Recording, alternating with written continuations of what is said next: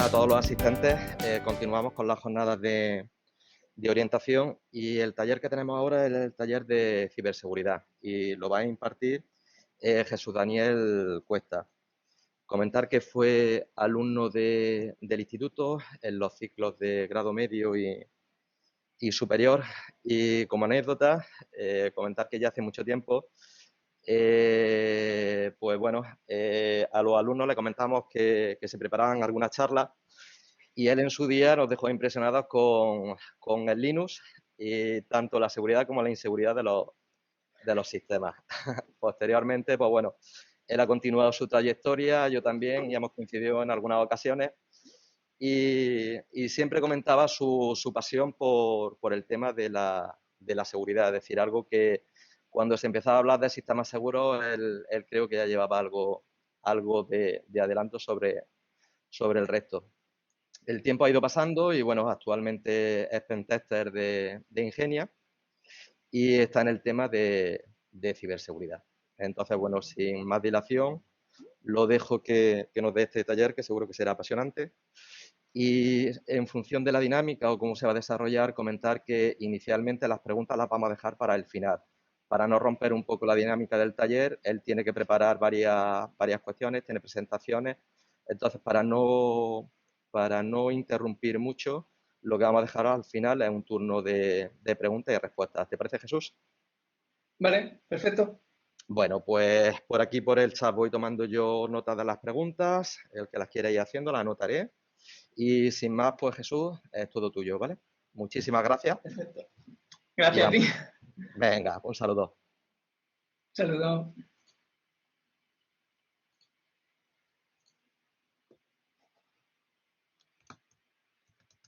¿Se ve la presentación bien? Sí, ¿no? Sí.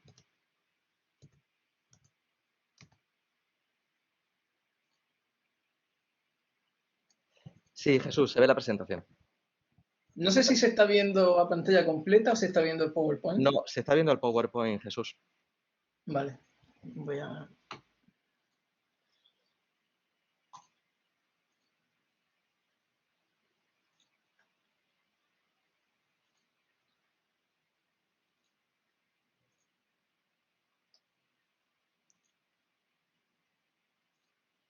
¿Ahora? Ahora mismo no se ve nada. Espera un segundito. Sí, perfecto, Jesús. Ya lo tienes. Perfecto. Venga, corto y todo tuyo. Vale. Sí, bueno, Pues, como ha dicho Jesús, voy a hablar de ciberseguridad. Aunque sí voy a hablaré primero un poco de ciberseguridad en general.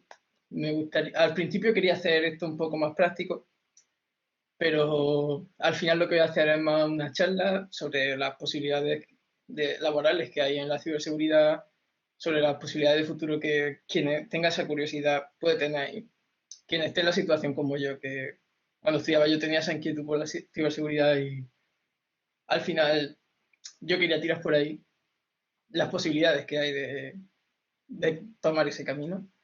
Aunque luego si quiero enfocarlo un poco más, quiero hablar un poco más de lo que yo hago, del pentesting. Como ha dicho Jesús, mi nombre es Jesús Daniel Cuesta Fuentes, yo estudié SMR, DAO y DAM allí en el IES Agua Dulce. Estuve trabajando en desarrollo algunos años hasta que finalmente he acabado trabajando como pentester para el Departamento de Ciberseguridad de Ingenia. Aunque estuve ahí de desarrollador primero, pero actualmente estoy como pentester. Y quiero empezar a hablar sobre la importancia de la seguridad y para eso quiero volver un poco al año 2020, donde estuvimos plagados de noticias sobre ciberseguridad.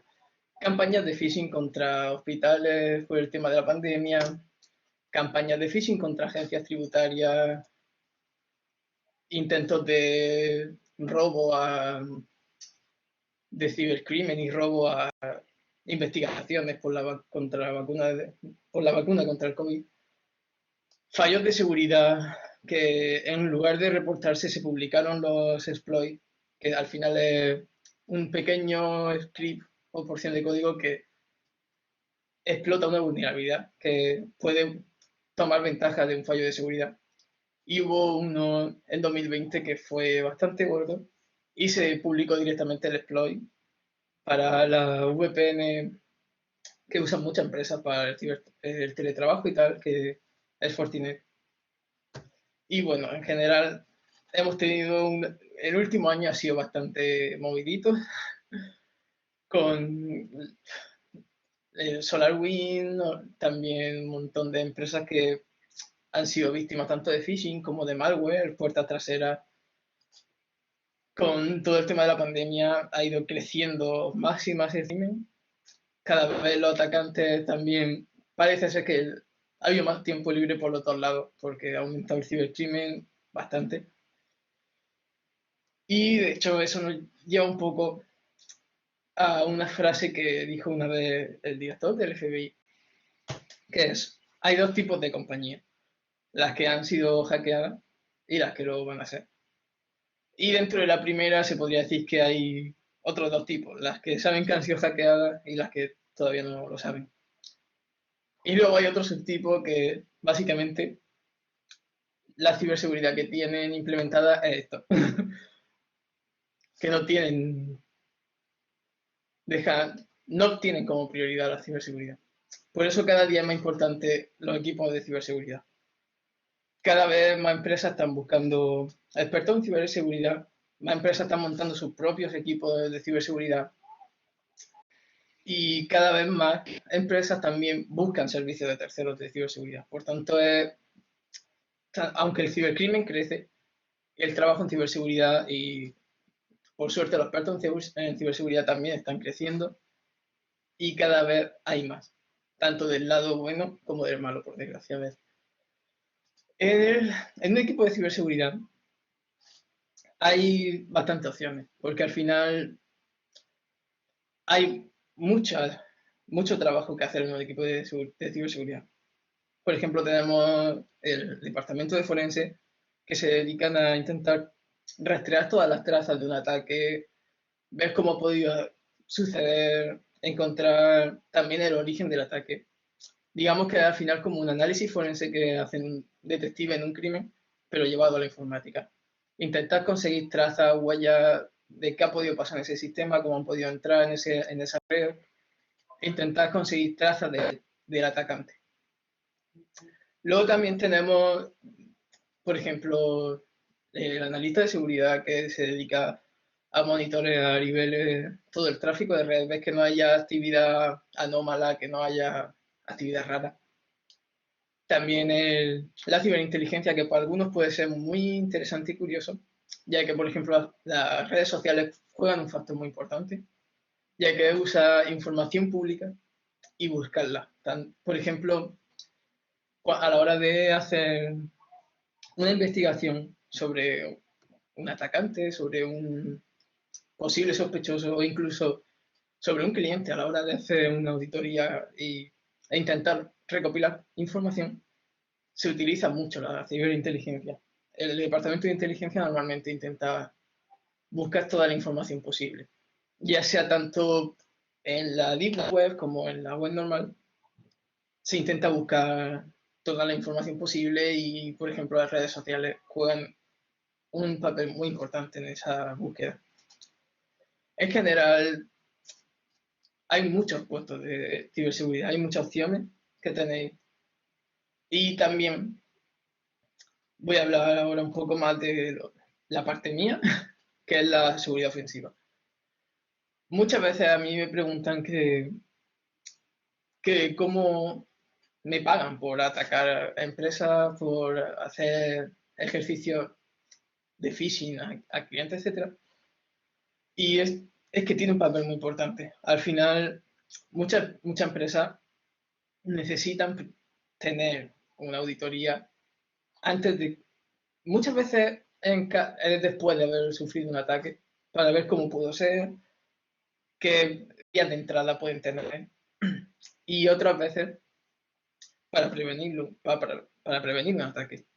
Se hace un test de intrusión, un hacking ético, para intentar obtener información, vulnerabilidades que tengan servicios puestos por donde poder acceder a su información privada para poder securizar eso, para poder evitar esos posibles fallos de seguridad y que en un futuro tengan menos posibilidades de un ataque, porque al final no hay nada totalmente seguro. Es por eso que cada vez más y más se requieren más equipos de ciberseguridad, más expertos en ciberseguridad para los dos lados, ataque y defensa. Y la verdad es que hay bastantes opciones, o sea, tenéis parte defensiva, de monitoreo, de investigación forense, en la parte de red teaming o seguridad ofensiva, pentesting, también ataque de ingeniería social, que al final todo, cada uno de esas diferentes áreas tiene una importancia muy grande, porque de eso, al final, es la forma de poder saber si tu empleado está preparado para evitar un phishing, por ejemplo. Si les llega un email que puede ser malicioso, que puede contener malware, intento de robo de información, que puedan comprobar si pueden detectarlo y si no, formarles para que puedan detectar ese fraude. Y también intentar ver hasta qué punto son seguros sus sistemas y qué tienen que mejorar. Ahora voy a hablar un poco más de a lo que yo me dedico, al pentesting. El pentesting o test de intrusión, al final, en lo que consiste en una intrusión al cliente, en este caso, a la empresa. Lo que hacemos es tanto a nivel externo como interno en la red, intentamos a imitar un ataque, simular un ataque sin intenciones maliciosas. Al final es todo para hacer un reporte de los fallos de seguridad que tienen, por dónde no hemos podido colar, etc. Es al final parte de lo que se conoce como hacking ético, parte de un red team también, que es el equipo de seguridad ofensiva dentro de un departamento de ciberseguridad. Y aunque también hago a veces ejercicios de ingeniería social con ejercicios de phishing, mi puesto es de pentesting, es lo que más hago y es de lo que voy a hablar un poco. Como he dicho, es básicamente una prueba de intrusión, intentar acceder a los sistemas. Vamos, lo que se conocería como intentar hackear a esa compañía. Y os voy a hablar un poco de cómo es un pentest, cómo sería el día a día de un pentester, las fases que tiene un pentesting y ver cómo se iría desarrollando. En un pentest tenemos diferentes fases, que primero sería la de reconocimiento, luego la numeración, explotación y posexplotación. Voy a empezar a hablar un poco ahora más de cada una. En la fase de reconocimiento es recolectar toda la información posible, encontrar información del juiz de la página, que es la información de a quién está registrado el nombre, el correo electrónico, en dónde está hosteado. También encontrar los rangos IP que puedan tener, subdominios, posibles empleados, filtrado de información que haya habido antes, porque pueden ayudar también en caso de que los empleados no hayan cambiado contraseña, etcétera.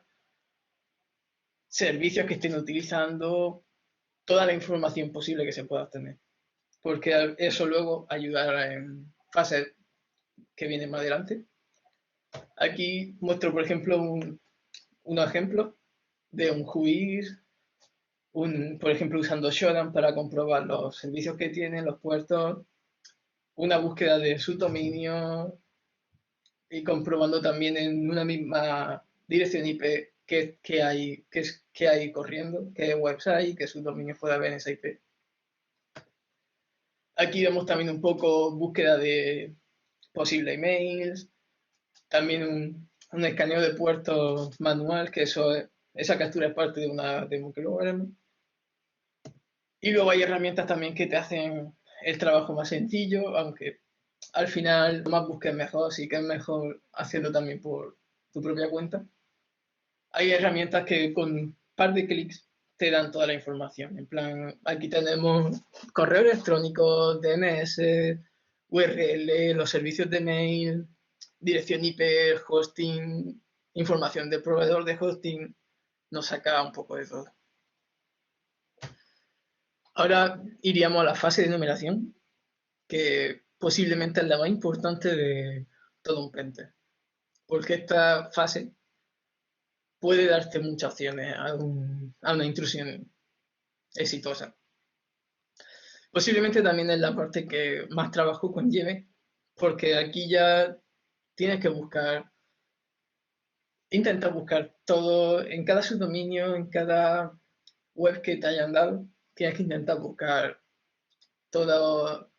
intentar encontrar cualquier página que tengan, cualquier directorio que pueda tener esa web, versiones, intenta encontrar toda la información de esos servicios que estás auditando para intentar buscar versiones desactualizadas, posible información que no debería de estar ahí. Por ejemplo, muchas veces te encuentras que se han dejado un PHP info que te está mostrando todas las versiones del sitio, todas las versiones de PHP, servicios de PHP que están usando, librerías. Otras veces te encuentras que incluso se han podido dejar un repositorio Git en la página y al final eso te lo puedes traer e ir reconstruyéndolo poco a poco y puede haber credenciales de base de datos, etc.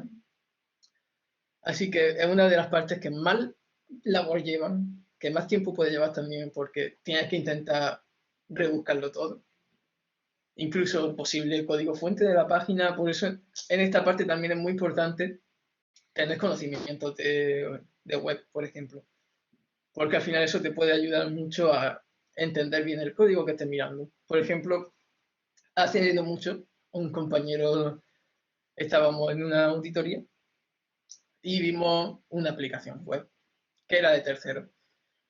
Y empezamos a echarle un vistazo, mi compañero empezó a mirar y rebuscando un poco encontré que eso era una aplicación web que estaba en GitHub, que era público.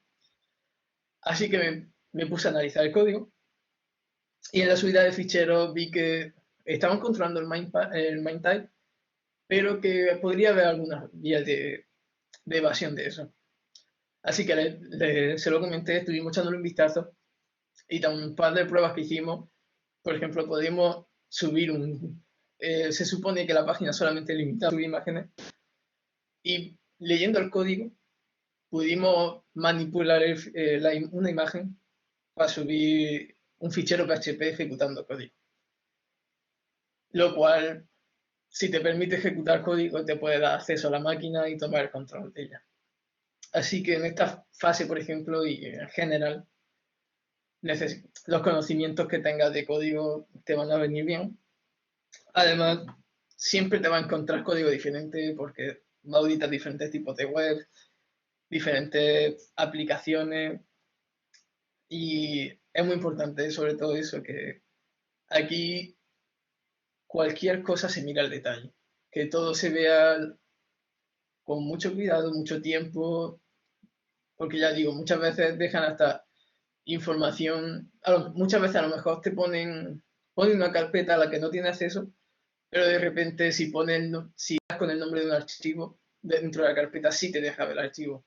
Y a lo mejor puede encontrar incluso credenciales de usuarios que a veces la gente tiene la mala costumbre también de compartir, de olvidar el fichero en el sitio web y tal. Como he dicho, por ejemplo, he visto casos en los que el repositorio de Git del desarrollo de la página estaba ahí y te has podido extraer el código, recuperarlo y obtener credenciales de base de datos.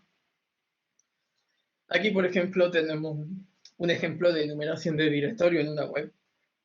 Le damos la web y nos va haciendo fuerza bruta con un diccionario para obtener las posibles páginas que tiene el directorio, etc. Ahora vamos a la fase de explotación, que es la más apasionante para un pentester, es la que más motivación te da. Aquí es cuando consigue al final una vía ya sea una versión desactualizada con exploit conocido, ya sea una subida de ficheros, credenciales que te den acceso a la máquina. cuando tienes ya por fin acceso al control de la máquina, y es posiblemente la parte en la que más motivación y más pasión puedas sentir. Porque al final, aunque esto se esté haciendo bajo un contrato, etcétera, estás accediendo a algo, te sigue dando la misma, como ese nerviosismo, esa motivación. Y esta es la parte más fascinante de emprender. Aquí, por ejemplo, vemos un ejemplo de búsqueda de exploits con SERPloit, que al final lo que hace es buscar en exploit, que es una base de datos de exploit. Tú le dices, tú usas exploit, le dices la versión que quieres o eso y te busca al final posibles exploits que han sido publicados. Aquí, por ejemplo, del ejemplo que vamos a ver luego, una subida de fichero de un PHP, cuando debería de controlarse mejor para solo permite imágenes, y que da acceso a la máquina. Si esta fase es exitosa, es la más excitante de todas. Y una vez que ya hemos hecho esta fase con éxito, que hemos accedido a una máquina, viene la fase de post-explotación. Que esta es la más complicada de todas. La más compleja, muy emocionante también, pero es la más compleja de todas. Aquí tenemos que poner a prueba tanto los conocimientos que tenemos como la imaginación que tenemos. Aquí es cuando intentamos conseguir, porque en la mayoría de casos, cuando accedes por fin a una máquina, suele ser con el usuario de Apache o un usuario con permiso limitado solamente para la administración de la web, a no ser que tengas suerte y consigas una credencial SSH del root o del administrador en el caso de Windows. Pero por lo general te va a encontrar un usuario limitado. Y aquí viene la parte en la que tienes que intentar conseguir el usuario administrador del sistema. Que ahí ya, porque ahí ya va a poder intentar moverte hacia otras máquinas, moverte hacia otras posibles redes e intentar llegar más. Que al final es lo que hay que intentar ver, hasta dónde podría un atacante llegar. En esta fase hay mucha enumeración que hacer. Aquí tienes que saber también, es muy importante tener conocimientos de sistema operativo, porque al final un pentest lo puede hacer tanto en un servidor Linux, pero luego en la realidad también te va a encontrar que la mayoría son servidores Windows. Al final tienes que saber manejarte en el sistema operativo que sea y saber manejarte bien, porque aquí es donde va a tener que comprobar permisos del usuario que tienes, posibles malas configuraciones de permisos que te permitan ejecutar algo más que no debería o que esa configuración te permita. Enumerar e intentar conseguir cualquier credencial que se hayan dejado en un log, en un archivo, cualquier cosa. Y aquí muchas veces también juega un papel muy importante la imaginación que tengas. No solo los conocimientos, obviamente, pero muchas veces también apañártelas para conseguir una vía de poder hacer eso, de poder escalar privilegios. Y puede llegar a ser la parte más complicada, pero también una parte muy interesante y muy chula. Aquí, por ejemplo, esto es un script que es para sistemas Linux, pero también tiene una versión para Windows, que te hace toda la numeración de permisos, de archivos en los que tienes permisos, de las configuraciones de red, etc. Es un script que se llama Limpis y puede ayudarte en la fase de explotación, de post-explotación, perdón, a enumerar toda la información y ver posibles caminos que puedes tomar para hacerte con el usuario administrador. Aquí un poco mostrando los resultados que puede tener. Que aquí vemos que, por ejemplo, está mostrando permisos, los SSID, los SSID. Y como digo, esta parte puede ser la más complicada. Porque a veces, si todas las configuraciones están bien, es complicado hacerte con el usuario administrador. Por lo general, suelen estar bien configurados los servidores, pero una enumeración bien hecha y dedicarle todo el esfuerzo que pueda a esta fase puede llegar a hacerte con el total control de la máquina. Y al final, pues, esto es lo que siempre queremos conseguir, el root o el administrador. Y ya de ahí muchas veces hace movimientos laterales hacia otras máquinas. Por ejemplo, en el caso de accedido a una red interna, está hecho con el administrador del equipo que accediste y ves que hay un directorio activo. Y, por ejemplo, ahí tu objetivo sería intentar hacerte con el domain admin de ese directorio activo. O si hay algún dominio por encima en el forest o cualquier cosa, intentar escalar hacia ahí. Así que la parte de post-explotación puede ser bastante entretenida, puede ser complicada, pero divertida.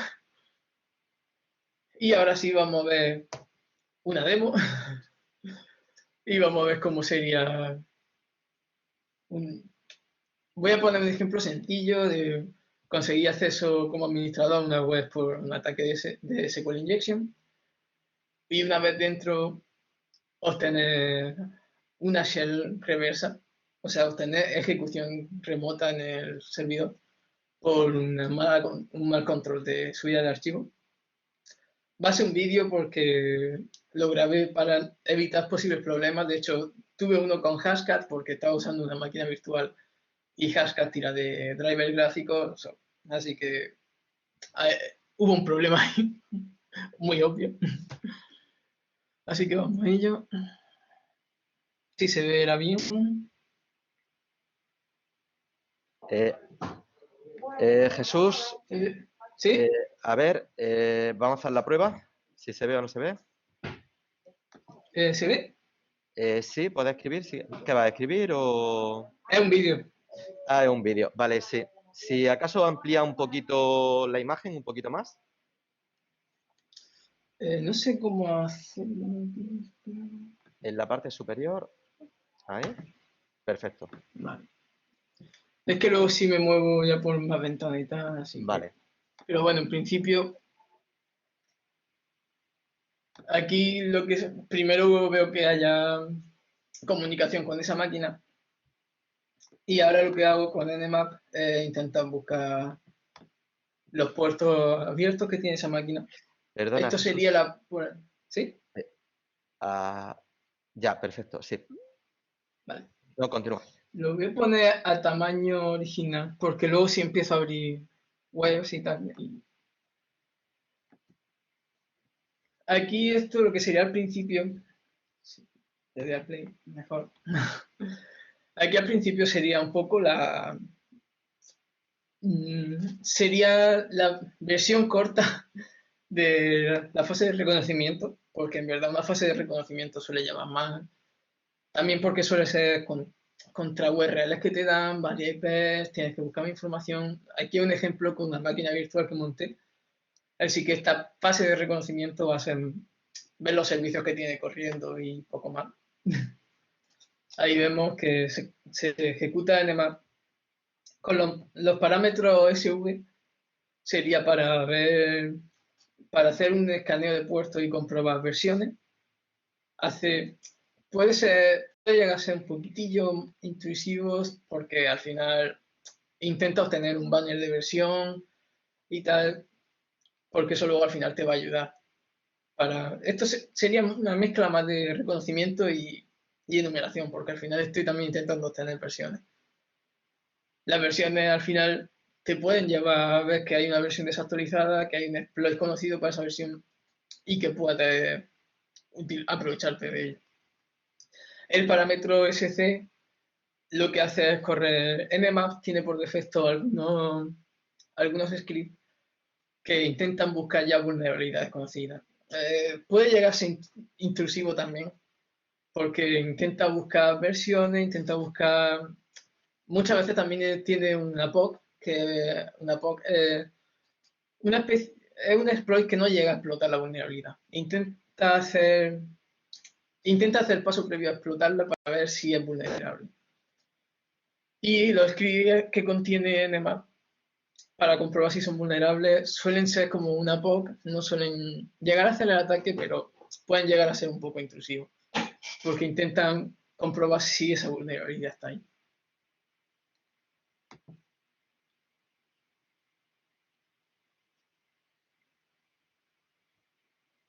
Ahora, como vemos, ahí tenemos que tiene un servidor HTML, o sea, HTTPS, perdón, y lo que vamos a ver es qué tiene. Lo primero sería ahí, ver qué hay en esa web, que tiene... Normalmente si tiene más servicios pues iríamos viendo todos, pero en este caso como es solo una web, iríamos a la web y lo primero que hacemos es tomar un... ver qué vemos, qué tal. Aquí vemos que hay un panel de administración y aquí lo primero es probar con contraseñas por defecto, admin, admin 1234, etc. Vemos que no hay suerte. Así que lo que vamos a hacer ahora es la fase de enumeración. Vamos a intentar hacer fuerza bruta a directorios, ficheros, etcétera, y comprobar a ver si hay algo más, a ver qué contiene esa página, a ver qué podemos encontrar. Lo que estamos haciéndole aquí es decirle tirar wfus a esa URL con el parámetro fus para decirle dónde tiene que hacer la fuerza bruta y dándole un diccionario para que empiece a recorrer ese diccionario, comprobar todas las palabras de ese diccionario a ver si está. Por ejemplo, vemos aquí que empieza a aparecer el htaccess, htpassword, aunque no tenemos accesibilidad, el panel admin.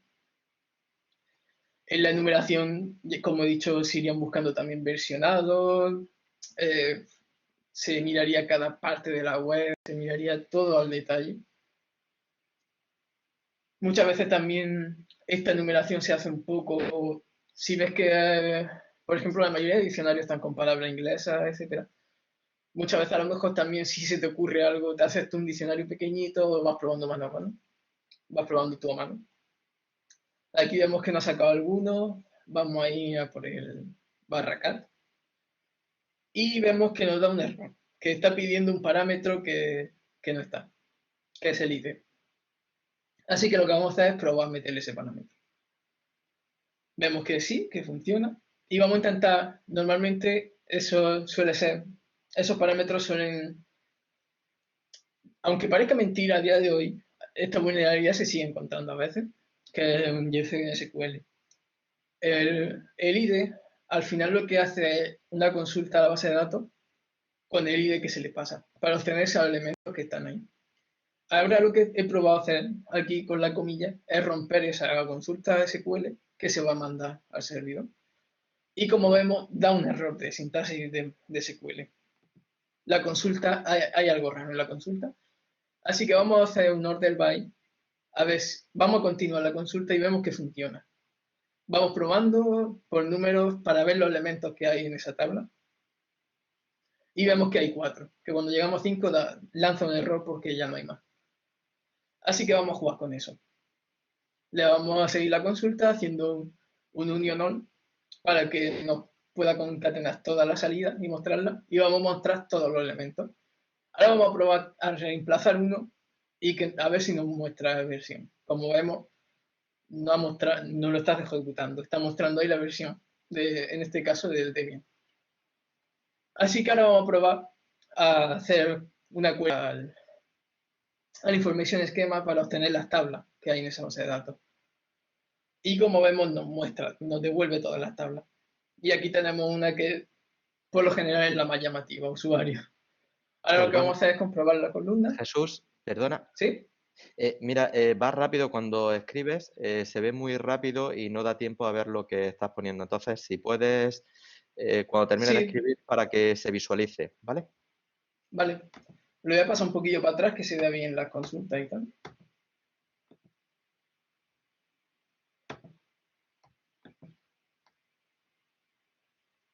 Aquí, por ejemplo, ahora, aquí podéis ver que en la URL lo que se hace es poner una comilla que al final es lo que cerraría la consulta de SQL.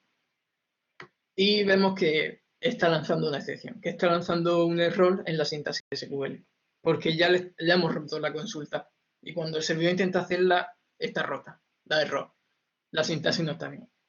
Así que eso podría ser una señal de que esa web tiene una vulnerabilidad SQL. No se está controlando realmente la entrada que obtiene y por tanto podemos manipular esa consulta e inyectar código SQL para utilizarlo para obtener la información que queramos tener. Ahora aquí lo que hago es utilizar el order by para intentar ver los elementos que tenemos. Por ejemplo, aquí hemos visto que... me voy para allá. Aquí hemos visto que lo que hago es, ahora, otra vez, estoy acostumbrado a usar el espacio para casi todo. Ahora lo que vemos es que cuando le doy, por ejemplo, el 5, que ya no hay, porque hay solamente 4 elementos, da un error, porque ya no encuentra ese número. Y aquí lo que haríamos es ya probar a intentar pintar todos los elementos que tiene esa tabla. Hacemos un union all, que eso al final nos concatena todo, para imprimirnos, para mostrarnos todas los campos que digamos. Y aquí es donde ya probamos. Bueno, paro en la siguiente que va a ser más interesante. Al final es meter nuestra consulta personalizada ya en medio. Y cuando esté escrito lo paro y explico un poquillo. Aquí ya, por ejemplo, esto sería lo interesante.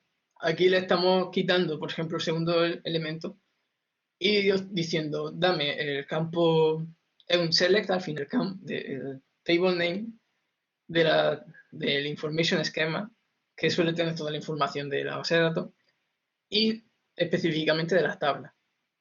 Lo que está haciendo es devolviéndonos todas las tablas que hay en esa base de datos.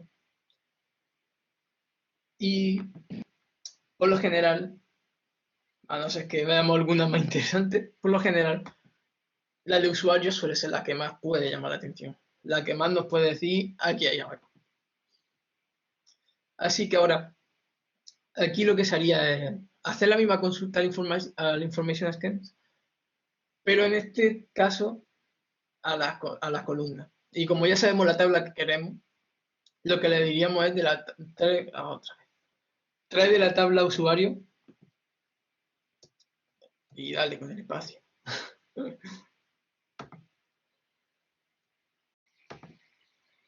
Aquí ya le estamos diciendo, tráeme de la tabla usuario, muéstrame los campos que tiene, las columnas que tiene.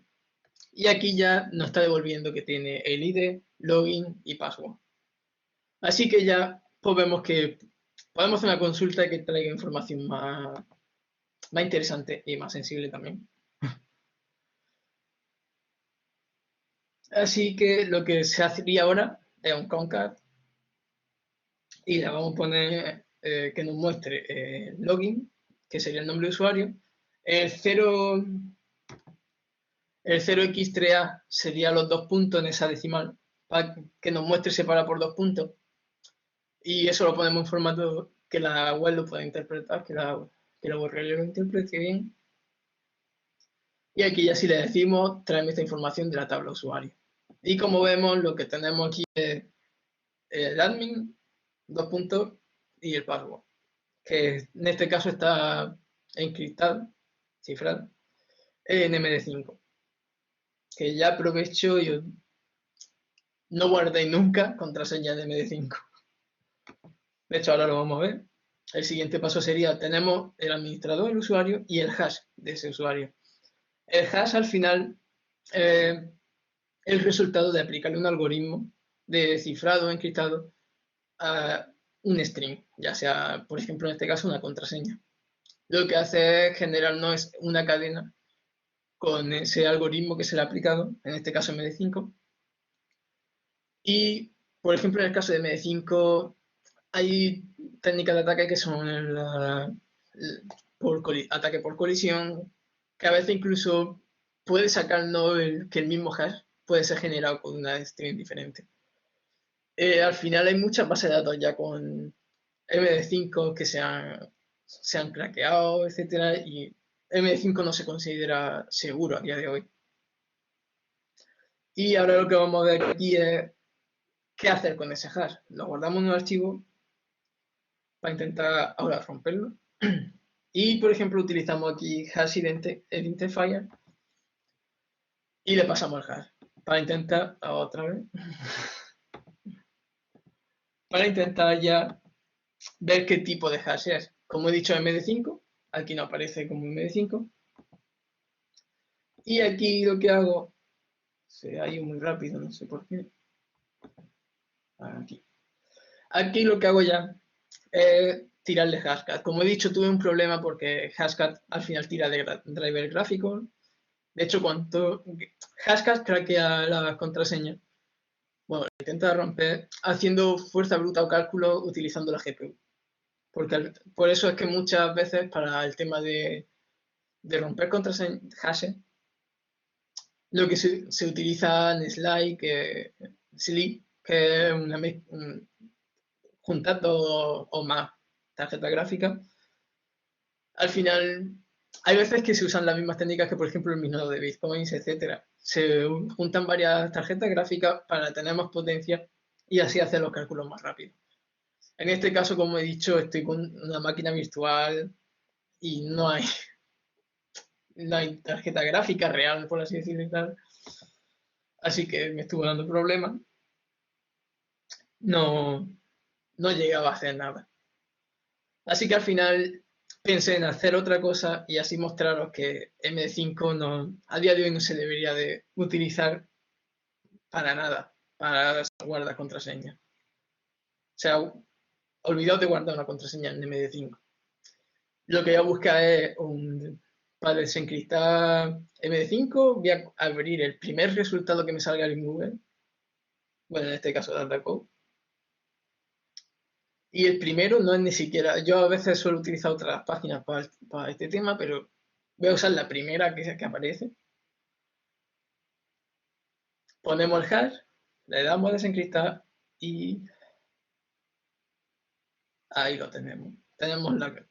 Tenemos el string de esa password sin el MD5. Así que ahí ya hemos conseguido credenciales, nos iríamos al panel de login que hemos visto antes y probamos las claves. Efectivamente, ahora tenemos acceso ya al panel de administración. Vemos que hay diferentes opciones.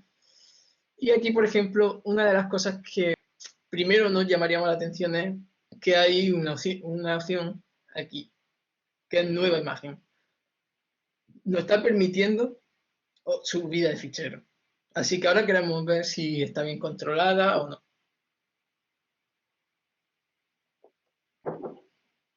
Y a eso vamos. Vamos a nueva imagen, vemos cómo es.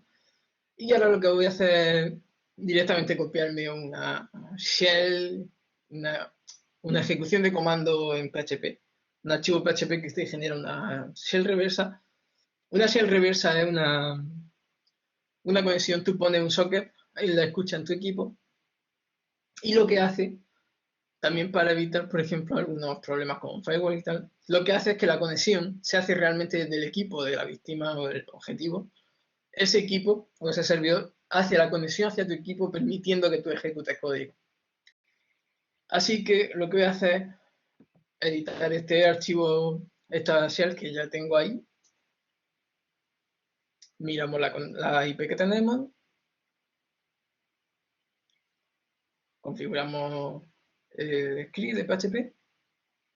Le vamos a poner el puerto 443, que suele ser del HTTPS, porque muchas veces los firewall, si tú le pones un puerto como un 234, etcétera, un puerto que no es común, hay muchos casos en los que el firewall puede detectar que el servicio está haciendo una conexión por ese puerto y al no ser, si está configurado el firewall para no hacer peticiones a puertos extraños, te lo puede bloquear.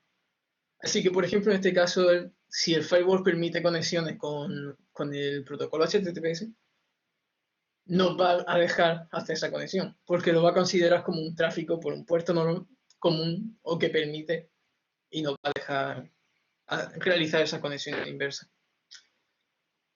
Ahora lo que hacemos es poner netcad en la escucha en el puerto 443. Como he dicho, esto ahora pone un socket en la escucha y cuando llega la petición del servidor, le va a dar la conexión inversa para que pueda ejecutar código en la máquina. Así que lo dejamos ahí a la escucha. Y ahora vamos a probar a subir un PHP sin modificar nada. Le ponemos un título, reversión. Ahora nos iríamos ya a buscar el archivito que hemos creado, o editar más bien. Y probamos a subirlo. Vemos que no nos deja subir, que dice no PHP. No nos deja subir un PHP. Así que vamos a probar a hacer otra cosa. Lo que hacemos aquí, como habéis visto, es cambiarle el nombre a PHP 3, por ejemplo. Pero también serviría PHP y cosas así. Al final lo que hace es que la subida de ficheros que hay implantada en esa web, la comprobación que hace es por extensión. Por tanto, hay como un filtro y si por ejemplo subes PHP te detecta con PHP, porque está filtrando que no sea PHP.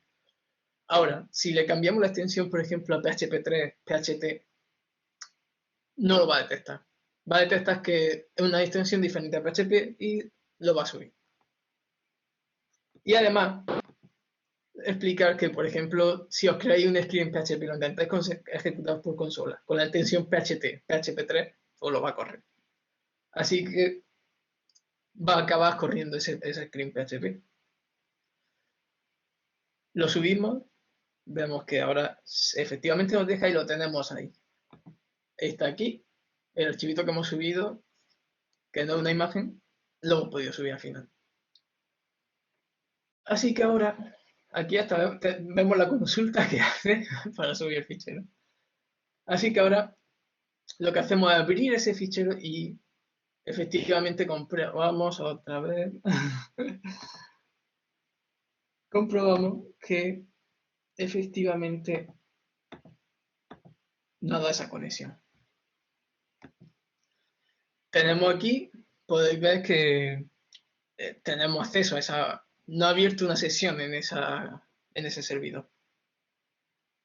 Ahora lo que haríamos primero es hacer un perdón, juemai, para ver qué usuario tenemos. Como vemos el www.data, que suele ser el típico usuario de web limitado, vemos el ID para ver qué ID tiene, etcétera. Y en esta demo no quería meter una escala de privilegios porque puede alargarse. Pero lo que nuestro siguiente objetivo aquí ya sería ver cómo salirnos de ese usuario limitado, cómo conseguir otro usuario con más permisos y a veces puede ser que tengamos que escalar a otro usuario con un poco más de permisos, de ahí a otro. A veces no es solamente un salto al administrador, a veces tenemos que pasar por varios usuarios. Así que esto sería más o menos lo que haría un pentester en su día a día. Intentar primero obtener información del objetivo, que en muchas ocasiones esto se suele también sincronizar con el departamento de ciberinteligencia, que te ayudan un poco también a buscar. Al final, como he dicho, tiran mucho de información pública en redes sociales, etcétera. Así que pueden obtener más información de posibles filtrados de contraseñas, posibles diferentes servicios que estén corriendo, etcétera, IP. Al final hay mucho trabajo en equipo en ciberseguridad y algo que también está muy bien. Y ahora, aquí ya, después de hablar un poco de esto, para los que tengan interés, pues ya pasamos a la siguiente slide, que la habéis visto ya como 10 veces. En el caso de los que estoy ahora diciendo, a mí me interesa esto, pero no sé por dónde empezar, no sé cómo empezar.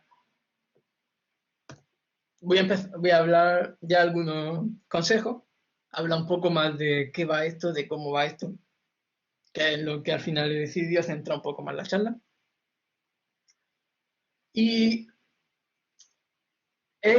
al principio puede ser, a mí me pasó, sí es verdad que a lo mejor cuando yo estaba estudiando había menos visibilidad de este trabajo, había menos... La gente no hablaba tanto del trabajo en ciberseguridad como se habla hoy en día. Hoy en día a lo mejor hablar de que trabaja de pentester es más común. Hablar de que trabaja monitoreando los servicios, comprobando que no haya una actividad anómala o algo raro, a lo mejor más común. Incluso con eso me he encontrado a veces la situación de explicar en qué trabajo, porque, seamos honestos, muchas veces dices trabajo de pentester y lo primero que te dicen, ¿qué es eso? Y muchas veces me llega a encontrar la pregunta de, pero eso es legal, pero suena, no sé, suena, por alguna razón suena raro a la gente a veces. Pero por suerte cada vez es más común ver este tipo de trabajos, ves que se buscan este tipo de perfiles y como he dicho antes, es algo que no para de crecer. Crece a nivel brutal. Sin ir más lejos, la semana pasada el LinkedIn lo tenía, no sé qué pasó, que durante una semana es que no paraban de, cada día, no sé cuántas fueron, 3 o 4 ofertas. Es una bestialidad cómo está creciendo. Y posiblemente si a alguno le interesa este tema, como a mí me interesaba cuando estaba estudiando, estaréis con la pregunta de, bueno, a mí me gusta esto, pero no sé cómo tirar por ahí o no sé cómo empezar, no sé exactamente qué aprender, qué, etcétera. Porque muchas veces al final lo que se acaba haciendo es, hostia, a mí me gusta el hacking, me gusta el tema de seguridad ofensiva, voy a buscar cómo aprender hacking. Y lo que te va a encontrar son los típicos vídeos de YouTube o cursos de introducción que al final te enseñan a correr las mismas herramientas, Nmap, Metasploit, Parallelsploit, y realmente lo que te va a siempre viendo eso, herramientas, etcétera. Así que quiero intentar ayudar un poco a esos que puedan tener esa curiosidad, ese interés. Y dar algunos consejos de por dónde poder tirar, sobre todo específico para mi campo, porque aunque yo trabajo día a día con forenses, con ciberinteligencia, analistas, al final sé más de lo que yo hago. Y, por ejemplo, una de las cosas que tenéis que saber es que esto es algo que tenéis que estar en constante formación, constante aprendimiento, porque al final cada día ves que hay una nueva vulnerabilidad, cada día hay un nuevo ataque, cada día esta empresa ha tenido un filtrado de información, cada día está pasando algo. Y por tanto, cada día también los equipos que nos dedicamos a luchar contra el cibercrimen o a intentar mejorar la ciberseguridad en la empresa, también tenemos que estar cada día intentando dar un paso más para allá. Por tanto, es un constante aprendizaje, tienes que estar siempre aprendiendo y un poco de todo. Un poco, no diría muy, muy, muy profundo de todo, pero sí tienes que saber de todo un poco, porque al final te va a encontrar un poco de todo. Como he dicho, por ejemplo, en la fase de numeración, puede ser que conocimientos de desarrollo, de programación, te puedan ayudar, te puedan venir bien. Luego, por ejemplo, también en la fase de postexplotación, como he dicho, también el conocimiento del sistema operativo, de cómo manejarte en ellos, específicamente de cómo administrarlos, cómo saber mirar los permisos, mirarlos, revisar todo, es una gran ayuda. Y de hecho es casi un requisito, es que es un requisito para esa fase. Hay que tener un poco de todo, porque al final muchas veces en una web a lo mejor te encuentras una API y va a tener que analizarla, va a tener que construirte o modificar peticiones a esa API para intentar hacer una inyección de código, para ver si puede intentar sacarle más información de la que da. Luego, por ejemplo, lo que me encuentro también en muchas auditorías cuando es a una red interna, como he dicho, la mayoría son Active Directory. Tener un conocimiento de cómo funciona Active Directory y también de cómo aprovecharte de malas configuraciones es indispensable. Quizá yo diría que es de las cosas más importantes, porque cuando hacen una auditoría en una red interna, en la mayoría de casos es lo que te va a encontrar. Y, y por ejemplo, para el caso de web, al final el hacking web tienes que saber cómo funciona la web. Cómo, por ejemplo, si quieres comprobar si hay un cross-site scripting, que al final es ejecutar tu código JavaScript en una web, tienes que saber cómo inyectar ese código, cómo generarlo, y muchas veces, como he dicho en el ejemplo de antes, ver código, analizarlo y ver si pueden juguetear con ese código. Por ejemplo, si pueden meterle una subida de ficheros, si pueden meterles inyección SQL, incluso en los XML, hay veces que son vulnerables y te pueden devolver directorios. Luego también algo que sería muy importante para el tema de web es mirarse el top 10 de OWASP, que son las 10 vulnerabilidades web más comunes. Inyecciones SQL casi siempre está en el primer puesto. Se encuentra más de lo que lo que se pueda esperar. Muchas veces pensamos que en todo desarrollo se está controlando bien las consultas, etcétera, pero se encuentra. Y esto quizá también todo esto también a los que a los que queréis enfocaros más por desarrollo también son cosas que creo que es importante tener en cuenta también para evitar hacer código que pueda ser vulnerable. Intentar controlar el tema pues eso, de las consultas SQL o a cualquier base de datos, porque también se puede hacer una inyección en una base de datos no SQL. También controlar bien lo que vaya a subir al servidor, que no que intenten que no puedan intentar subir, por ejemplo, un fichero que vayan a ejecutar, etcétera. Y en general, para mí, al menos para mí, la ciberseguridad es un campo muy apasionante, es muy bonito, requiere mucha investigación, mucho trabajo en equipo también. Es, es algo que la verdad está genial. A mí personalmente siempre me ha llamado la atención la ciberseguridad, especialmente quizá el tema de hacking, de seguridad ofensiva. Y al final, pues, se puede, o sea, es una opción que tiene ahí. Y quien esté interesado, pues al final es una carrera muy bonita, es un trabajo muy bonito. Y hay de todo, o sea, forense, si os gusta más sistemas, el tema de análisis, de monitoreo, de seguridad en redes también está muy bien. La ciberinteligencia, que como digo, tiene que estar. Las redes sociales son algo muy importante.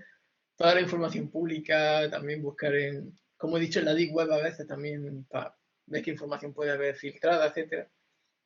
Hay muchas opciones y ahora sí, muchas veces a lo mejor tienes esa curiosidad, pero no sabes bien por dónde tirar. He dicho algunas cosas para aprender, algunas cosas que pueden venir bien. Y sobre todo es que eso, es intentar, al final todo lo que estás aprendiendo ahora, por ejemplo, el uso de sistema operativo, incluso sistema operativo en red, estaréis viendo cómo montar servicios de email, y algunos servicios diferentes que estáis viendo, quiera o no, configuraciones, etcétera. Al final muchas veces fallos de seguridad gordos suelen ser por configuraciones y en la mayoría de casos por el usuario. Porque muchas empresas también se gastan un pastón en sistemas antivirus, firewalls, etcétera. Pero la gente no tiene una buena formación para evitar ataques de phishing. Incluso te encuentras gente compartiendo contraseñas y al final el factor humano es también muy importante. Así que al final todo lo que estáis aprendiendo o para venir bien, para saber cómo se configura este servicio, cómo puede haber una mala configuración en tal servicio, cómo esta web puede tener un código que sea vulnerable. Al final hay que aprender de todo y lo que te encuentres, porque te va a encontrar web desarrollada en PHP, en Python, en Java, ASP, lo que te encuentres, lo que tengas que analizar, lo vas a tener que analizar. Al final tienes que estar, como digo, en una formación constante, aprender un poco de todo. Por ejemplo, el tema de scripting también os va a venir muy bien. El tema de automatización, automatizar tareas, si tenéis que editar algún exploit, si tenéis que crear vuestro propio exploit porque habéis encontrado algo, estáis en una auditoría o se da el caso que prueba una cosa y dices, hostia, esto no debería devolver esto, voy a probar algo más. Y te quieres desarrollar tu propio exploit para automatizarlo un poco. Así que al final eso, hay que tener una base de todo al menos. Y en parte eso también es lo que creo que lo hace muy interesante. El hecho de que al final hay puestos en los que te quedas con una cosa, vas repitiendo eso, vas mejorando esa técnica, vas aprendiendo más las novedades de eso, pero es- este trabajo en general, en todos los campos de la ciberseguridad, tanto en defensa, ataque, ciberinteligencia, todo, tienes que estar aprendiendo constantemente y al menos a mí es algo que me gusta mucho. Requiere mucha investigación también. Así que a los curiosos creo que esto es algo que os gustaría mucho. Y en general, eso, hay que dedicarle tiempo. Y también me gustaría hablar un poco de los estereotipos que hay, porque a lo mejor hay gente que le interesa este campo, pero sé que también hay muchos estereotipos aquí. Sé que al final todos hemos visto esa película en la que aparece un hacker con su capucha, con su máscara en el cuarto oscuro. Hay pero que mucho estereotipo con este trabajo y, bueno, con el campo del hacking en general, de la ciberseguridad. Y al final, no es así, al final yo he de admitir que antes de dedicarme a esto, bueno, bastante antes porque sí es verdad que tuve la suerte de conocer a mis futuros compañeros antes de entrar en el departamento de ciberseguridad, ya que yo estuve ahí, estaba en Ingenia como desarrollador antes de ser pentester y pude coincidir con ellos, conocerlos y tal. Y sí es verdad que cuando estudiaba y tal, yo siempre me preguntaba si algún día acabo dedicándome a esto, ¿cómo será? Porque al final es como que nos dejamos llevar un poco por estereotipos de cómo van las cosas. Y al contrario, te va a encontrar de todo. Yo estoy en un equipo en el que hay muy buena comunicación, muy buen ambiente. De hecho, cuando hablé de la charla esta con mi jefa, también mi jefa me habló del tema de que hay pocas mujeres, por ejemplo, que se dedican a la ciberseguridad. Y ella me pidió que hablase a las alumnas que hubiesen de lo mismo, que no tengáis miedos por estereotipos, por tal. Al final es un mundo muy guay, os vais a encontrar gente de todo tipo, compañeros de todo tipo. Como digo, requiere también mucho trabajo en equipo y por lo general, al menos yo con mi equipo hay muy buen feeling, muy bien, todo muy bien.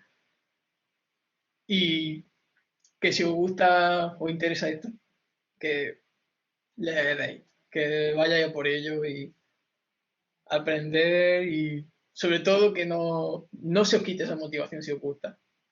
Que al final todo lo que estáis aprendiendo os vaya a servir, todo lo que vayáis a aprender sobre, aunque a priori parezca que puede ser de algo diferente, os va a venir bien. Y ahora sí me gustaría ya hacer hablas por ejemplo de blogs que os pueden interesar si queréis aprender, etcétera. Por ejemplo, Hacking Articles, Hack Players, Nullbyte, aunque Nullbyte últimamente no está muy allá, pero sí tiene artículos interesantes, antiguos. El blog de Colbat, de HackerWay, que es en castellano. Estos blogs, por ejemplo, si os interesa, explican muchas de las técnicas, muchos de los ataques. Está muy interesante. Tanto si os gusta la parte defensiva como los ataques, al final tienes que saber un poco de los dos lados, a lo que te dediques. O sea, si te dedicas a la defensa, tienes que saber un poco cómo funciona el ataque. Si te dedicas a ataque, tienes que saber también la defensa para intentar evadirlo. Por eso también es que a veces tenemos comunicación entre nosotros en el tema de incluso algo que no realmente para la otra parte del equipo no es su principal tarea. Muchas veces a lo mejor alguien de defensa nos pregunta, oye, que hemos encontrado trazas de esto, cómo suele funcionar este ataque para intentar reproducirlo, para intentar buscar más trazas, etcétera. O incluso hablas con los de defensa, oye, ¿cómo se suele configurar esto? e intentar buscar una vía de evadirlo. Así que si queréis, si tenéis curiosidad, estos blogs pueden estar muy bien. Luego también, como sé que últimamente hay mucha gente que le gusta ver streaming y tal, sí me gustaría puntualizar, por ejemplo, el canal de YouTube de Computer File. No es centrado en ciberseguridad, pero lo bueno es que hablan de todo. Te hablan, a lo mejor un día te están hablando de ciberseguridad, otro día te están hablando de arquitectura, otro día te están hablando de machine learning. Hablan un poco de todo y al final lo que he dicho, conocer un poco de todo, viene muy bien. De hecho, muchas veces me llegan a encontrar cosas que yo nunca pensaba que iba a tocar. Incluso alguna cosa de blockchain que dice, hostia, nunca pensaba que iba a ver esto, pero lo tienes que ver en la parte ofensiva al final, pero que te vas a encontrar con un poco de todo. Y el resto son Twitch, son streamers de Twitch que suelen hacer streaming de, por ejemplo, resolviendo algunos retos de tryhard me, etcétera, que es una buena forma también de aprender, viendo cómo resolver los retos, muchas veces también suelen explicar qué están haciendo, etcétera, así que puede ser una forma interesante también de ver cómo se suele hacer, cómo, qué técnica utilizan, por qué lo hacen así, por qué, etcétera. Y ahora sí quiero hablar un poco más de plataformas para aprender, que al final esto ayuda también mucho. Muchas de ellas son para practicar CTF o Capture the Flags, que son como competiciones de hacking o juegos de hacking. Diferentes retos de ciberseguridad, un poco de todo, criptografía, web, OSINT, que OSINT es lo que suelen utilizar en ciberinteligencia. Son técnicas de búsqueda de información libre o pública. Hay retos de todo tipo y que os pueden ayudar a practicar, a aprender. A mí, por ejemplo, personalmente me gusta jugar CTF. Luego una vía interesante de aprender y de practicar lo que sabes. Aquí, por ejemplo, pongo Hack the Box, que Hack the Box tienen como laboratorios de prácticas para pentesting. Son máquinas virtuales tienen ahí, montan una máquina virtual que suelen ser vulnerables y tú tienes que intentar vulnerarla. Vamos a hacer toda la fase de un pentesting al final, enumerarlo, explotarlo y conseguir el administrador. De hecho, es una plataforma que va por puntos. Puedes tener esa gracia de que va por ranking y puedes conseguir más puntos, intentar ponerte en una mejor posición. Si obtiene el usuario sin privilegios te dan unos puntos, si consigue el usuario administrador te dan más. Está muy interesante. Tiene también algunos retos tipo CTF y creo que para aprender puede ser interesante. Tiene una versión, en general es gratis, así que es una buena opción para empezar. Tiene una versión de pago también que te permite acceder a máquinas que han retirado. Y esas máquinas, por ejemplo, suelen tener ya los pasos de cómo resolverlas públicos. Así que muchas veces puede también ayudar un poco el ver cómo se soluciona la máquina, etcétera, para ver diferentes técnicas.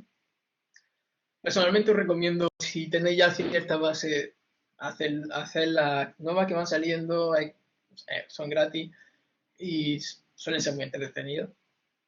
Sí es verdad que algunas veces no suelen ser, no todas, hay muchas que sí son entornos muy realistas, pero hay algunas veces que sí son algunas máquinas un poco más tipo CTF, que tiene algo de puzzle, algo que no es totalmente técnico, pero por lo general sí hay muchas máquinas que son muy realistas y son divertidas de hacer. Bullhub, que es muy parecido a Hackthebox, son máquinas virtuales, pero en este caso te las descargas. Es totalmente gratuito, te descargas la máquina virtual, te la montas en VMware, VirtualBox, lo que utilices, y intentas atacarla. Es también muy entretenido, como Hack the Box, al final es para practicar pentesting. En este caso no hay sistema de rank de puntuación ni nada, pero las máquinas que tienen por lo general suelen ser realistas y suelen ser entretenidas. Por Swigger, que son los desarrolladores de Burp. Burp Suite es una herramienta, es un proxy que pone entre el navegador y tal para interceptar peticiones. Y te permite, por ejemplo, cuando se está haciendo una auditoría web es súper importante eso. Está analizando cada petición que se hace, para obtener cómo está trabajando, etcétera. Wolf te permite también hacer, por ejemplo, lo que hemos hecho antes del order by. En lugar de ir probando uno por uno, con bar podríamos directamente automatizarlo. Que vaya probando los números hasta que no encuentre uno que falle. Y los desarrolladores han hecho la URL esta, Web Security, que es una academia gratuita y que está muy, muy, muy, muy interesante de hacking web. Es solo enfocado en hacking web, pero cubren todo lo que necesitas para hacking web. Está bien explicado, tienen ejercicios de prueba, la verdad es que es súper completo y está súper bien. O sea, posiblemente de los mejores recursos que hay para hacking web y es gratuito. O sea que si interesa el tema, yo le echaré un vistazo porque es que es increíble, está súper bien. Luego RootMe. RootMe es más orientado a CTF. Eh, son más retos de ciberseguridad, aunque también creo que tenían algunas máquinas tipo Hackbox y tal. Pero por lo general es más tipo CTF. Es más esos retos. Igualmente suelen estar muy chulos, suelen ser entretenidos. Y al final estás practicando también algunos conocimientos técnicos, así que pueden venir bien. Pico CTF, que Pico CTF es totalmente centrado en CTF. Desde el principio te van guiando un poco para que vayas también aprendiendo, vayas viendo cómo funcionan los CTF. Y está muy bien, ¿eh? Si te gustan los CTF, sí, porque al final los CTF es como una parte más de juego de la ciberseguridad. Hay competiciones y a mí personalmente me gusta mucho. Y si os interesa también una forma de ir metiéndolo en el mundillo, de ir viendo, de aprendiendo cosas, practicando lo que ya sabéis, de forma más entretenida quizá que a primera. Sí es verdad que si tenéis conocimientos más avanzadillos, las máquinas a lo mejor os interesan más, pero que si os gusta la parte de juego de CTF, Pico CTF está muy bien también para ir introduciéndose. Y los CTF al final es que están muy chulos y te pueden ayudar también a ir cogiendo más conocimiento. Ahora sí hablas de plataformas de pago, que son de pago, pero es que son muy buenas también. Y si alguno quiere tirar por este camino, pueden venir bien. Por ejemplo, TryHackMe. Sí es verdad que TryHackMe tiene muchas salas que son gratuitas, así que podéis utilizar la versión gratuita con algunas salas que están súper bien. TryHackMe para mí es lo más recomendable para empezar. Eh, Suelen tener como ramas, diferentes ramas, ya sea redes, web, tal. Y además suelen tener luego salas, que en TryHackMe lo que es para aprender totalmente. Suelen ponerte a lo mejor una sala sobre Active Directory y todas las salas no te dan los resultados totalmente, pero te van dando como una ayuda, como una guía para tú hacer el ataque. Te van dando pistas, etcétera, y primero hay como una explicación de cómo funciona todo, de cómo se podría realizar el ataque, y luego se monta una máquina virtual en la que tú ya practicas. Está muy interesante porque, como digo, tienen la explicación, tienen una máquina virtual para probar lo que ha aprendido. Además, que te piden luego que vaya introduciendo, por ejemplo, a lo mejor te dicen, cuando consigas acceso con el usuario, dame el contenido de este archivo, tienes que ir poniéndolo para validar que lo has hecho bien, etcétera. Para aprender, si de verdad te gusta esto y tal, yo creo que es una de las mejores cosas para empezar. Y como digo, muchas de las salas son gratuitas. De hecho, había una de Active Directory también gratuita, creo, que tiene muy buena pinta. En Tester Lab Eh, También muy recomendable.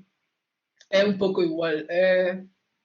TryHackMe quizá es más orientado a alguien totalmente nuevo, alguien que va a empezar de cero. Pentester Lab es como más concreto para ciertos tipos de ataques, etcétera. Y son como ejercicios, te dan una explicación y tú vas haciendo el ejercicio. Tienen muchos ejercicios que son también gratuitos y yo he hecho algunos de los de pago y la verdad es que están muy bien, están muy interesantes. Es otra vía, si tenéis conocimientos más básicos, vais a empezar de cero, TryHackMe quizás más recomendable. De hecho, yo mismo sigo, uso TryHackMe a veces para, por ejemplo, hay algo que digo, hostia, quiero practicar esto, quiero repasar esto, o incluso algo que no haya llegado a hacer antes, y digo, hostia, que tiene una sala de esto, voy a vistazo y ves cómo va. La verdad es que está muy bien. Luego Hack the Box, eh, abrieron también una academia, tipo TryHackMe creo, pero no sé si hay algo gratuito. No he llegado a verlo, pero tiene buena pinta y y por lo que he escuchado parece estar bien, pero no puedo dar tampoco a esa. Así que es otra opción que hay ahí. Y Pentester Academy es quizá, casi todos los cursos son de pago porque son con certificado y tal, pero tienen muchos que son gratuitos, sin lab, pero gratuitos.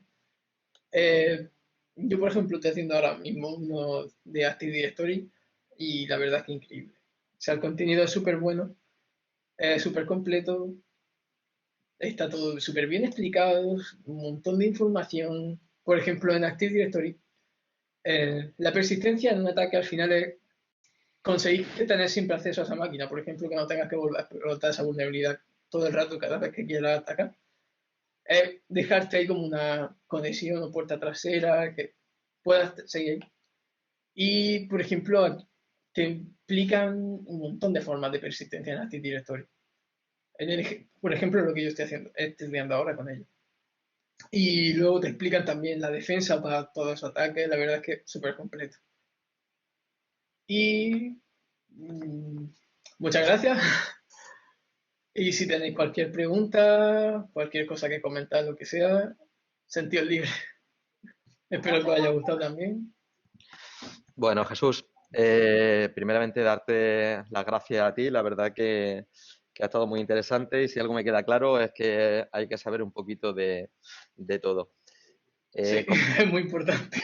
como comentamos, empezamos turno de preguntas. Si alguien quiere, algún asistente quiere hacer alguna pregunta o alguna consulta, levantad la mano, le doy paso como moderador y lo hace por audio o lo hace por mensajería. José Ángel. José Ángel, tienes la palabra.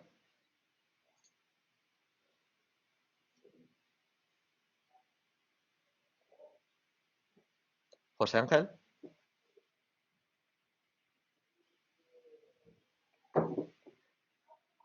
No se escucha, no sé si... No. José Ángel, si no puede hablar, utiliza Sí, que el chat escribo por si el chat quieres. o algo. Ujú.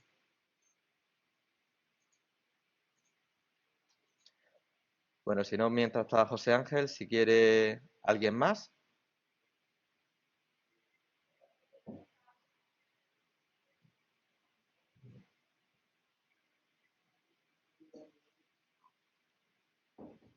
José,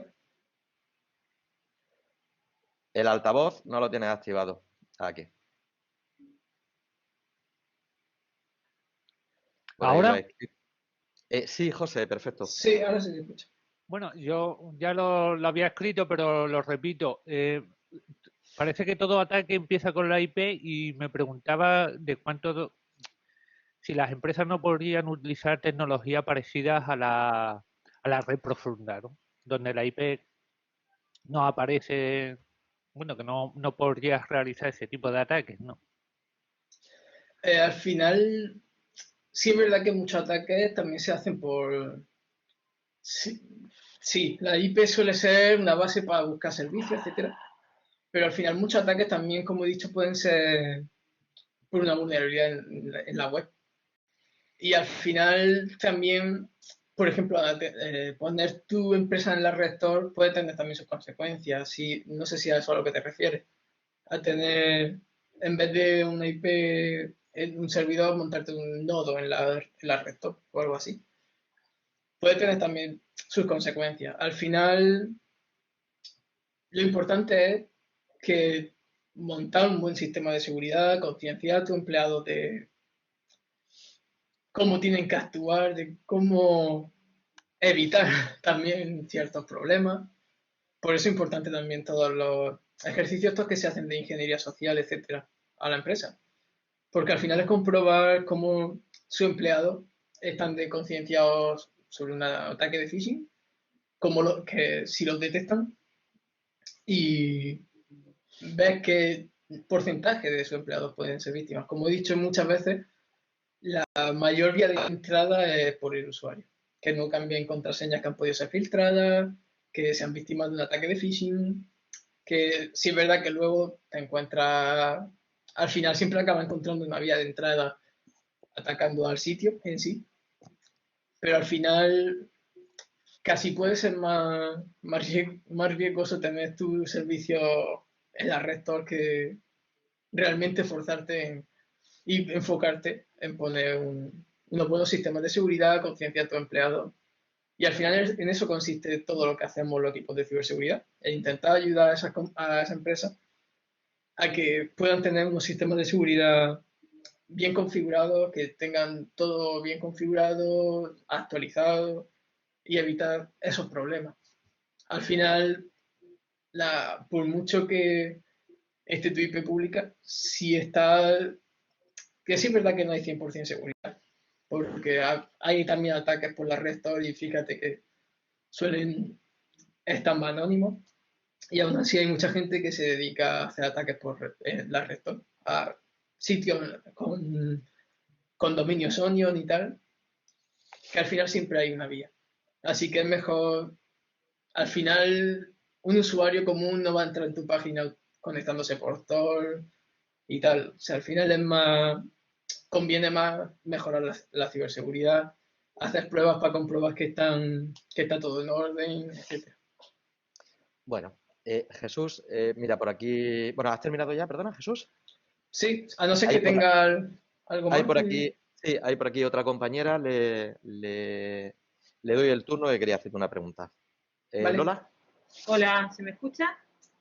Hola, Sí, se sí. te escucha, Lola. Hola, mira, yo soy Lola, durante algunos años he dado seguridad informática en el ciclo de grado medio. Muchas veces los alumnos que les interesa mucho dedicarse al tema de la seguridad me preguntan qué estudios concretos deberían realizar para centrarse en el ámbito de la seguridad informática. Si les pudiera aclarar un poquillo hacia dónde dirigirse o especializarse. Sí. Yo en mi caso, sí es verdad que solo hice SMR, DAO y DAM, pero también porque al final por cosas he ido moviéndome por empresa y tal, y al final el perfil que yo tenía, etcétera. Pero hoy en día sí es verdad que hay, sobre todo máster en ciberseguridad, pero que se me ha pasado, quería decirlo en la charla y se me ha pasado. Ahora, Así si que quieres, gracias tú por la lo... pregunta. Exactamente, iba a hablar de que hay una especialización ahora que si tienes DAO o DAM puede hacerlo, y creo que así también, que es como una especialización en ciberseguridad. En Almería la están dando ahora, y no sé dónde más. Y tiene muy buena pinta. Y de hecho, ojalá hubiese estado eso yo cuando yo estaba estudiando. Y eso, por ejemplo, puede ser una buena vía. Una vez terminen DAO, DAM, es lo que requieren para esa especialización. Podrían estudiar esa especialización que se enfoca un poco en todo. Trata tanto el tema legal al final de la ciberseguridad. Trata Jesús, también los temas, ¿sí? sí, si me permite, aclaro un poquito que se ha quedado. Y además, como tú comentabas, ojalá hubieras tenido, como comentabas, la orientación sobre ciberseguridad de lo que estuvimos hablando desde hace unos años ahora, de ser Sí, una palabra desconocida a, bueno, estar las empresas, como comentas, buscando como locos expertos. Este año ha sido el primer año en que se han implantado los títulos de expertos en ciberseguridad. Son expertos que duran un año, aproximadamente son 800 horas, y son para alumnado que haya hecho ciclo de grado superior de informática y de otras especialidades. En la página del Ministerio, ahora sí puedo, intentaré buscar el enlace y pasaré toda la información. Y como he comentado, es un curso que dura solamente un curso académico y son 800 horas. Se ha implantado en todas las provincias andaluzas, al menos hay, o en casi todas, espero no equivocarme, y al menos hay en cada una de las provincias hay un centro. Concretamente conocimiento en Granada, en Almería, en Málaga, y pues bueno, ha tenido éxito porque se han llenado prácticamente o se han ocupado todas las ofertas formativas que han sacado. Perdona que te haya hecho el inciso, continúa. No, de hecho, al contrario. Gracias por aclararlo más, por dar más información también. Porque yo sí es verdad que lo he visto un poco de oídas, me pasaste el enlace, lo estuve echando un vistazo y tal. Pero sí es verdad que, por ejemplo, no sabía que había uno por provincia y tal. Y eso, por ejemplo, yo creo que sería la vía directa después de estudiar Down o GAM o así. Creo que se llamaba así, ¿no? Sí, sí, El de sistema, sí. sí. Sería el paso directo. Ya estudiar una especialización en ciberseguridad y eso ya le empezaría a dar más oportunidad. Ya tienen un estudio más centrado en eso. Como digo, ojalá hubiese estado eso cuando yo estudiaba. He tenido la suerte de poder moverme hasta acabar aquí. Aunque en esa época que yo estudiaba, sí es verdad que, como he dicho, se hablaba menos del tema, se conocía menos, pero hoy en día tienes esa opción. Si en el caso de que quieran tirar por carrera, luego hay máster en ciberseguridad.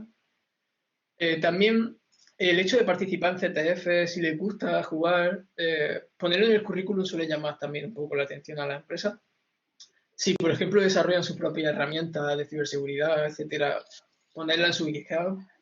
Al final también darse un poco de visibilidad, pero por suerte hoy en día tienen también estudios que pueden hacer incluso sin necesidad de pasar una carrera previa. Desde DAM o así pueden tirar a la especialización en ciberseguridad y tiene pinta, está muy interesante, la verdad. He dejado en el chat, Jesús, he dejado el enlace por si hay alguien interesado Perfecto. que lo vea, ¿vale? Y que pueda acceder. ¿Alguna preguntilla más? José Ángel ha vuelto a levantar. José Ángel, como está de moderador, si quieres, puedes acceder.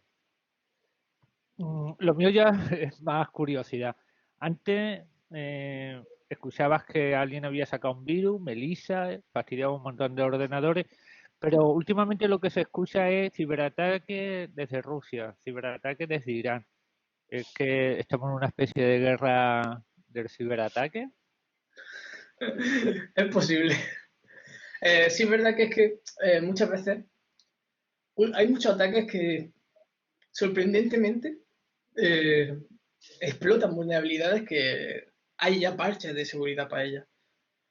Hoy en día, el tema de crear virus y tal, lo que hay de malware es el ransomware, porque al final puede fastidiar bastante a una empresa.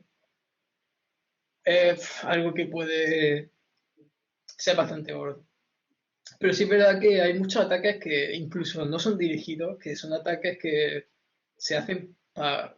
Incluso muchas veces hacen incluso ataques a dispositivos de Internet de las cosas para crearse botnets, para hacer ataques de denegación de servicio, etcétera. Hoy en día, aparte del ransomware, la mayoría de cosas suelen ser ataques de, de inteligencia social, o sea, perdón, de ingeniería social, que al final le está dando entrada a la empresa o entrada a la red interna. Y como he dicho, sorprendentemente hay muchos ataques automatizados que utilizan exploits que sí es verdad que muchas veces a lo mejor esos atacantes se han desarrollado ellos y por su cuenta y pueden explotarlo de cierta forma diferente o tal, pero que muchos ataques hay que son por vulnerabilidades que ya hay parches de seguridad. O sea que es que, por ejemplo, hace poco hubo una noticia también de que se habían detectado ataques desde China utilizando eso mismo, explotando vulnerabilidades viejas. O sea, que es que cada vez, como digo, es muy importante tener auditoría, educar a tus empleados también para el tema de evitar posibles ataques de phishing, de ingeniería social.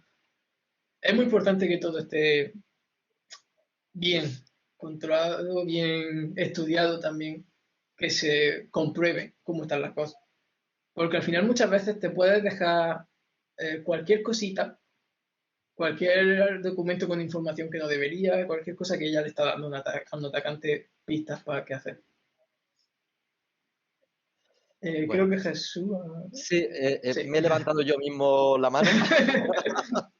Vale. Bueno, básicamente es para dar por concluida la la charla taller, básicamente porque ya hemos llegado a la hora. He visto ya que el ponente siguiente está por ahí conectado. Un saludo, Sí. Tony.